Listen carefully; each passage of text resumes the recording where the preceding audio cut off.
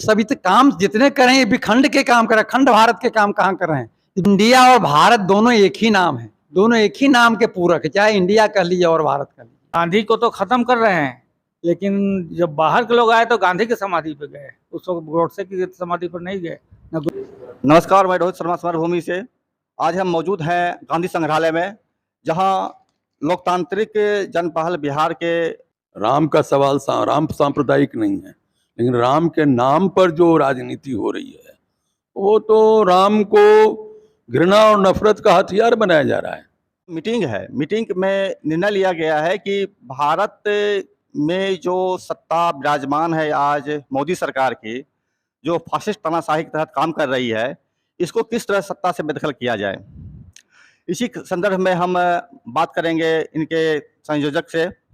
आइए उनसे मिलवाते हैं। ये आज का कार्यक्रम का क्या उद्देश्य था? उद्देश्य जो 24 के चुनाव में जो सांप्रदायिक फांसीवादी शक्तियां हैं, मोदी जो पाखंडी और जुमलेबाज प्रधानमंत्री हैं, उन्होंने न तो बेरोजगारी, महंगाई, भ्रष्टाचार, किसी भी मुद्दे पर उन्होंने जो खाली जुमलाबाजी किया, और 2024 में जो एक अघोषित आपातकाल की स्थिति आज जो हो गई है, तो 2024 के चुनाव में उनको शिकस्त देने के लिए एक नागरिक पहलकदमी है। ये जो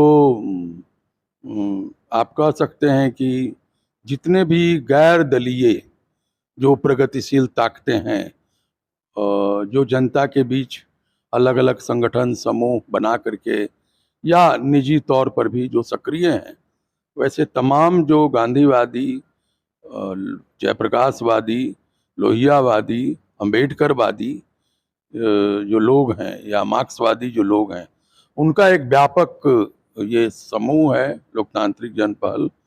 और उसकी आज स्टेट कोऑर्डिनेशन कमेटी की मीटिंग थी, जिसमें एक स्टेट कोऑर्डिनेशन कमेटी का विस्तार भी किया गया है, और यह तय किया गया है कि बिहार के हर जिले में एक कन्वेंशन होगा, जिसमें उस जिले के तमाम जो प्रगतिशील समूह हैं, ताकतें हैं, संगठन हैं, प्रभावी लोग हैं, जो मोदी सरकार से तबाह हैं और उसके खिलाफ हैं, उनका एक दिवसीय कन्वेंशन किया जाएगा। और जगह जगह एक स्वतंत्र नागरिक पहलकदमी के आधार पर जनता के बीच से विरोध को गोलबंद करने की कोशिश की जाएगी। अभी भारत सरकार के तौर पर जो सत्ता में विराजमान है मोदी सरकार, इन्होंने G20 किया है और बहुत सारे कार्य किए हैं। क्या संतुष्ट नहीं है इनसे? अब देखिए, G20 तो कोई भी प्रधानमंत्री होता तो G20 यहाँ होता। G20 भाई, अंतर्राष्ट्रीय राजनीति में इसके पहले G20 कहाँ हुआ था, या अगला G20 कहाँ होगा? किसी दूसरे देश में होगा। तो ये तो अंतर्राष्ट्रीय संस्थाएं हैं जो जगह जगह पर हर बार कोई एक होस्ट होता है। इनका होस्ट होना कोई इनको उपलब्धि तो है नहीं। ये तो जनता को समझिए कि बेवकूफ़ बना रहे हैं, और इनके जो कार्यकर्ता हैं वो भी अव्वल दर्जे के बेवकूफ़ हैं, जो G20 को समझ रहे हैं कि दिल्ली में होना एक उपलब्धि है। अरे अंतर्राष्ट्रीय संगठन है, उसका सम्मेलन, उसकी बैठक रूटीन ढंग से होती है। अगली बार G20 किसी दूसरे देश में होगा, तो इसलिए ये कोई मोदी जी की उपलब्धि है, ये तो समझना राजनीतिक मूर्खता है। ये आज के दौर में जिस तरह से आप बातें रख रहे हैं, तो क्या अभी मोदी सरकार ने राम मंदिर बनाया, धारा 370 हटाया या अन्य चीजें किया, क्या इससे भी संतुष्ट नहीं है आप? देखिए, ये सारे सांप्रदायिक जो सवाल हैं, राम का सवाल राम सांप्रदायिक नहीं है, लेकिन राम के नाम पर जो राजनीति हो रही है वो तो राम को घृणा और नफरत का हथियार बनाया जा रहा है। राम जो थे वो तो मर्यादा पुरुषोत्तम न थे, मर्यादाहीन नहीं थे वो। और ये लोग तो मर्यादाहीन है, जगह जगह राम का नाम लेकर के खून खराबे पर उतारू हैं। आप अपने पर्चे में किसान की बात कर रहे हैं, परंतु भाजपा विगत समय में ये कह चुकी है कि किसान जो हैं आतंकवादी हैं, चोर हैं, डकैत हैं, इस टाइप से। तो आप किसान समर्थन क्यों करते हैं, चोर डकैत समर्थन क्यों करते हैं? जो भी मोदी सरकार का विरोध करेगा वो या तो देशद्रोह होगा, या डकैत होगा, आतंकवादी होगा। किसानों को भी उन्होंने आतंकवादी कह दिया। ये तो सवाल है कि उनके पास ये दूसरे उनके वोकेबलरी में वो राजनीतिक रूप से इतने प्रशिक्षित भी नहीं है कि उनको कोई शब्द सोचता ही नहीं है देशद्रोह, आतंकवाद और दो चोर डकैत के अलावा। ये तो उनकी मजबूरी है। वो किसान आंदोलन के सामने उनको आत्मसमर्पण करना पड़ा है। सच्चाई तो ये है, किसान की ताकत के सामने तो मोदी सरकार को आत्मसमर्पण करना पड़ा है। ये अलग बात है कि उन्होंने किसानों के साथ धूर्तता और धोखेबाजी वाला काम किया है। उन्होंने कह दिया कि हम वापस ले लिए, लेकिन वापस लेने के बाद पुराने कानून आज भी वापस नहीं हुए जो पहले से थे। इसेंशियल कमोडिटी एक्ट आज भी नहीं फिर से लागू हुआ है। किसानों को दुगनी आमदनी कराने का जो उनका वादा था, चुनावी वादा, और एमएसपी को बढ़ाने का, वो भी नहीं हुआ है। जो जगह जगह आज भी अडानी का गोदाम बना हुआ है, भविष्य में क्या करेंगे 24 के बाद ये तो हम सब लोग जानते हैं। तो किसानों के साथ तो उन्होंने धूर्तता और धोखे से काम लिया है। ये किसान अच्छी तरह समझ गए हैं। अब आपका नाम क्या हो गया? मेरा नाम सत्यनारायण मदन हुआ। मेरा सवाल आपसे रहेगा, ये जिस तरह से मोदी सरकार ने मुस्लिम को भी हिंदुओं को भी एकजुट किया है, क्या इससे आपको नहीं लगता है कि एक बेहतर कदम उठाया है कांग्रेस के तुलना में? नहीं, ये तो अभी जो मदन भाई बोल गए वो सब धोखाबाजी वाली बात है। मुसलमानों के लिए कहाँ जितनी स्कीमें थी वो सब वो बंद कर रहे हैं। सबका साथ सबका विकास करते हैं और दंगा फैलाया जा रहा है उनके कार्यकर्ताओं के जरा।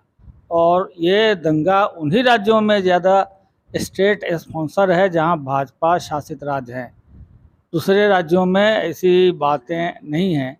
अगर ऐसे छीट फूट की बातें हो भी रही हैं तो उसको स्टेट का स्पॉन्सरशिप हासिल नहीं होता है। G20 की बात हो रही थी, उसमें बड़ा एक अहम बात है कि इंदिरा गांधी के ज़माने में मार्च 1983 में जो एक गुटनिरपेक्ष का हुआ था, तो उसमें 120 राष्ट्राध्यक्ष आए थे। इतना बड़ा नहीं हुआ था, 500 मीडिया पर्सन उसमें आए थे। और इस G20 में एक बड़ा हंसी की बात ये आई कि भाजपा गांधी जी की हर जगह बेइज्जती करती रही है, कभी उनके स्टेचू बनाकर गोली मारी जाती है। लेकिन G20 में जितने भी विदेश से राष्ट्राध्यक्ष आए थे, सबको गांधी जी के समाधि पे ले गए। कभी भी वो मोदी के या गुरु गोवालकर के समाधि पर नहीं ले गए हैं। इस नुक्ते को भी देखने की जरूरत है कि कितना दुनिया वालों को छल रहे हैं। गांधी को तो ख़त्म कर रहे हैं, लेकिन जब बाहर के लोग आए तो गांधी की समाधि पे गए, उस वक्त गोडसे की समाधि पर नहीं गए। न गुरु। आपका नाम क्या हो गया? अफजल हुसैन। पत नहीं है। मोदी सरकार के जो नीति है वो देशद्रोही नीति है। मोदी सरकार हटाने की बात करते हैं, लेकिन आप देखिए पूरे देश में अमन शांति कायम है। आप हिंदू हैं तो आप शायद हिंदू ही होंगे, तो आप देख लीजिए, आप मणिपुर में हिंदुओं के विस्तार के लिए कितना सुंदर काम किया गया, सारे कुकियों को मार के भगा दिया गया। तो इसको आप किस रूप में देखते हैं? हिंदुओं के समर्थन की बात आप कहने की, इन्होंने हिंदुओं के समर्थन किया और कुकियों को मार के भगा दिया गया। जो इस सरकार की उपलब्धि है, इस सरकार की नाकामी है कि इस देश में समरस समाज की बात उठता है। सबके रहने का, सबके जीने का, सबको काम करने का संवैधानिक अधिकार देश में मिला है। यदि आप किसी वर्ग को, जो कमज़ोर वर्ग होगा, उसको यदि बाहर करके बिलगा रहे हैं तो ये गलत हो रहा है कि सही हो रहा है? ये तो गलत कर रहे हैं इन्होंने। तो आपने कहा कि भाई हमने उसको बिलगा करके अच्छा कर रहे हैं, एक कहते हैं किसी दृष्टिकोण से ये अच्छा नहीं है। ये वोट की राजनीति करते हैं एक दूसरे को लड़ा करके। जो मजबूत वर्ग है, जो हिंदू वर्ग, जिसको अपने कोई समर्थक कहते हैं, उसके वोट लेना चाहते हैं। दूसरा कहीं कोई बात नहीं। मेरा कहना है कि भाजपा सरकार ने नारा दिया है अखंड भारत का, जिसमें कि अफगानिस्तान से लेकर के कन्याकुमारी तक चीजें जाएगी और सारे लोग इसमें खुश रहेंगे। तो इसमें क्या दिक्कत है आपको, जो भाजपा हटाने की बात करते हैं? बात, नारा तो बहुत अच्छा लग रहा है, लेकिन सभी तो काम जितने करें ये विखंड के काम कर रहे हैं। खंड भारत के काम कहाँ कर रहे हैं? ये विखंड भारत के काम कर रहे हैं। जब आप ही मणिपुर की अभी चर्चा की है, मणिपुर का रहेगा जो स्थिति इन्होंने पैदा कर दिया है मणिपुर में। मणिपुर के जो लोग होंगे, जो कुकी, चाहे जो लोग भाग रहे हैं, जिस प्रताड़ित हो रहे हैं, क्या हमारे साथ रहना पसंद करेंगे? कतई और हमारे साथ रहना पसंद नहीं करेंगे। तो कैसे अखंड भारत की बात इन्होंने कर रहे हैं? विखंड भारत की बात करते हैं।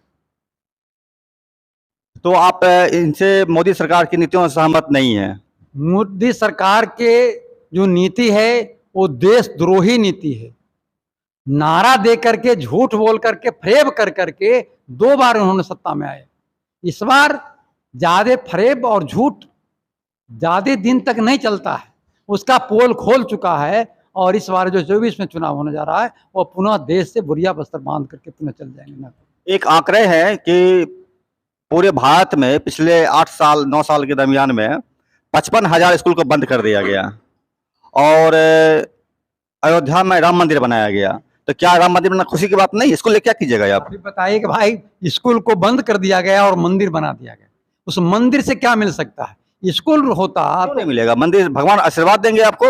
उस आशीर्वाद से यदि हम अच्छे काम करेंगे तो भगवान का आशीर्वाद हमारा बना हुआ है। हम बुरे काम करेंगे तो क्या आशीर्वाद भगवान का बने रहेगा हम पर? जिस विद्यालय को उन्होंने बंद कर दिया, जिनकी आपने चर्चा की रहे, तो उसमें गरीबों के बच्चा पढ़ रहा था। बच्चे पढ़ते तो उसको ज्ञान मिलता तो भगवान के संबंध में जानकारी उसको मिल जाता। तो भगवान के संबंध में जो जानकारी उनको होने वाला था उससे तो वो वंचित कर रहा है। तो कैसे ही मंदिर बना देने से क्या होगा?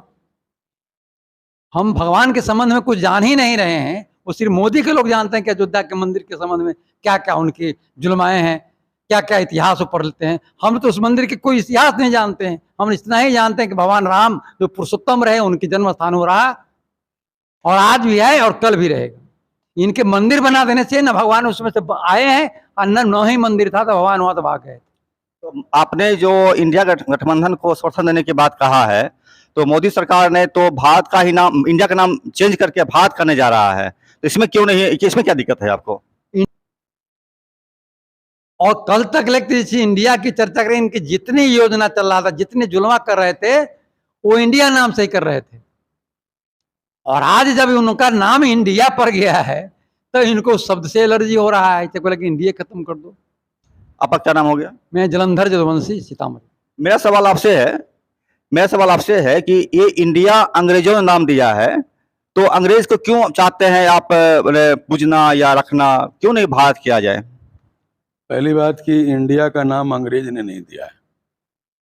इंडिया नाम हमारी जो संविधान सभा है, अंबेडकर जी जिसके चेयरमैन थे ड्राफ्टिंग कमेटी के, उन लोगों ने तय किया है इंडिया नाम। इसलिए ये कहना कि अंग्रेजों ने दिया है, और मूल संविधान जो हमारा है वो अंग्रेजी में तैयार हुआ था। इसलिए इंडिया जो नाम है, आप देखेंगे कि प्रेम्बुल में जो के बाद जो आर्टिकल 1 है कॉन्स्टिट्यूशन का, उसमें इंडिया दैट इज भारत लिखा हुआ है। लेकिन उसके बाद किसी आर्टिकल में भारत शब्द का प्रयोग नहीं हुआ। मैं तो ठीक कर दूं आपको, मेगास्थनीज ने इंडीज नाम की किताब लिखी थी। सुनिए, इतिहास में इंडस वैली सिविलाइजेशन हम लोग पढ़ते हैं, तो ये कह देना कि इंडस वैली सिविलाइजेशन, इंडिया का इतिहास इंडस वैली सिविलाइजेशन तक जाता है, ये एक बेतुकी बात है। क्योंकि ये इतिहास का विषय है, इतिहासकार इसमें बताएंगे कि कैसे इंडिया कब बना, क्या बना, ये अलग बात है। ये अब कोई खड़े होकर के भाषण में लोग बोल देते हैं कि भारत से भारत हो गया तो इंडस से इंडिया हो गया। अरे भाई, ये इतिहासकार का काम है, राजनीतिज्ञों का काम नहीं है इस तरह की बात करना। ये इतिहासकार का काम है। हम इतना ही जानते हैं कि इंडिया दैट इज भारत, ये हमारे संविधान सभा ने तय किया, नंबर 1। नंबर 2, संविधान के किसी आर्टिकल में, चूंकि अंग्रेजी में वो संविधान है, किसी आर्टिकल में भारत शब्द का प्रयोग नहीं हुआ है। प्रेसिडेंट ऑफ इंडिया हुआ है, प्राइम मिनिस्टर ऑफ इंडिया हुआ है, इस तरह के शब्दों का प्रयोग हुआ है। और इसलिए ये कहना कि भाई देखिए, ये एक बड़ा बेतुका बहस है कि अंग्रेजों के द्वारा दिया गया है। तो अंग्रेजों, अरे भाई, अंग्रेजों के दिए गए जिन चीजों से हम गुलाम मानसिकता के होते हैं, गुलामी आगे बढ़ती है। अंग्रेजों ने तो बहुत कुछ दिया, मॉडर्निटी ने दिया। ये जो मोदी जी जो सूट पहनते हैं वो इंडियन का दिया हुआ है। मोदी जी धोती कुर्ता पहन करके ही देश दुनिया घूमे, अगर इतना ही उनको इंडियन होने का शौक है तो ये सब बकवास बात है कि ये दिया हुआ है अंग्रेजों को। अरे जहां गुलाम मानसिकता पर हमको अटैक करना है। एक गाना है राज कपूर का, क्या जूता है जापानी, पतलून इंग्लिस्तानी, सर पे टोपी रूसी, फिर भी दिल है हिंदुस्तानी। ये असली बात है। आप अगर भारतीयता की बात करते हैं तो भारत का जो संविधान, जैसा आपने बताया, अंग्रेजी में लिखी हुई है, जो अंग्रेज के पीरियड में लिखा गया था। पीरियड में नहीं, संविधान सभा ने लिखा है। अच्छा ठीक है, संविधान सभा लिखा था। तो मुझे बताइए, भारत का संविधान तो आपको मनुस्मृति है, तो मनुस्मृति लागू हो जाए क्या दिक्कत है आपको? ये भी गलत इतिहास है। मनुस्मृति, हिंदुस्तान का जो इतिहास है वो लगभग ऋग्वैदिक काल से लगभग 2.5-3, आज कहिए 15 उधर 20 35 4000 साल, 3500 बरस का इतिहास है। मनुस्मृति से इस देश में, मनुस्मृति का हम समर्थन नहीं करते हैं। मनुस्मृति पूरी तरह से जातीय भेदभाव और घृणा पर आधारित किताब है। इसमें कोई संदेह नहीं है, उसका पालन, लेकिन इतिहास में उसको हर समय पालन किया गया हो ऐसा कभी इतिहास रहा नहीं है हिंदुस्तान का। ये सब गैर ऐतिहासिक बातें हैं। और मेरा एक बात मानना है कि जो इतिहास के प्रश्न हैं उस पर इतिहासकार बात करें, इतिहास में रिसर्च करने वाले लोग बात। राजनीति को ये फैसला देने का अधिकार नहीं है कि मनुस्मृति में क्या है, नहीं है, कब हुआ था। जैसे राजनीति को ये अधिकार नहीं था देने का कि राम का जन्म कहाँ हुआ था। राम का जन्म अयोध्या में इसी जगह हुआ था। ये राजनीतिज्ञों का प्रश्न नहीं है। इसलिए ये अभी सब जो सवाल उठाए जा रहे हैं, ये धर्म की आड़ में, धर्म की भाषा को हथियार बना करके मूलतः सांप्रदायिक और सत्ता की राजनीति चल रही है। आप मुझे नाम बताइएगा अपना। ओम प्रकाश मेहता। आप मुझे ये बताइए कि आपने जो इंडिया गठबंधन को समर्थन देने की बात की है, तो आप किस तरह सपोर्ट कीजिएगा इनको अपनी ओर से? आपने जो इंडिया गठबंधन को समर्थन देने की बात किया है, सपोर्ट किस तरह कीजिएगा आप इनको चुनाव में? चुनाव में लोगों के बीच जागरूकता फैला के करेंगे।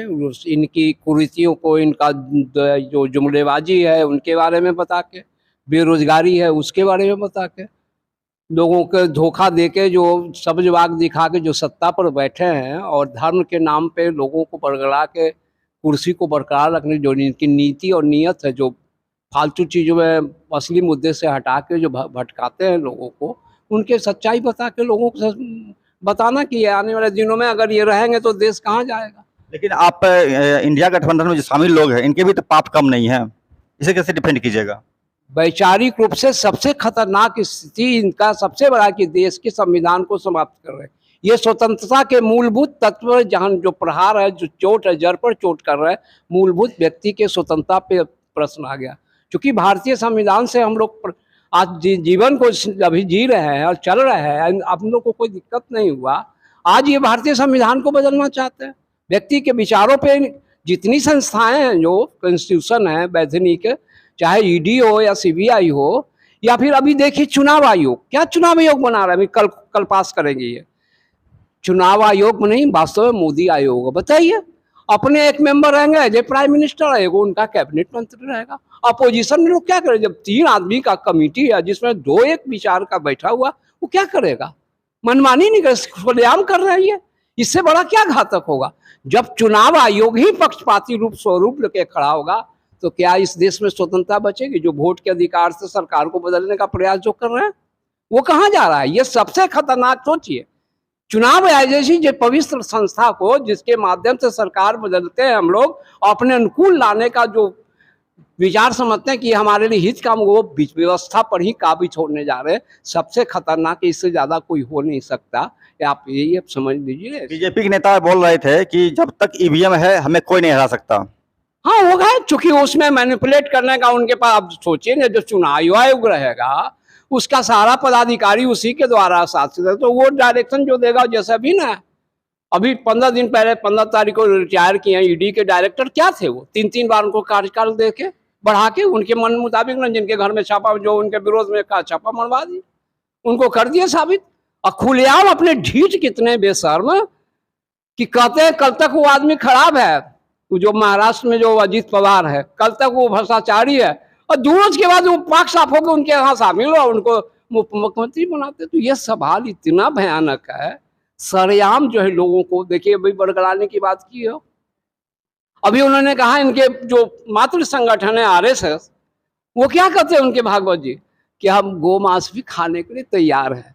सोचिए, जिस विचार के गोमांस को खाने वाले, व्यापार करने वाले कोई लोग मरवाते हैं, आज उस सत्ता और कुर्सी के लिए, लोगों को बरगलाने के लिए गोमांस खाने के लिए भी तैयार है।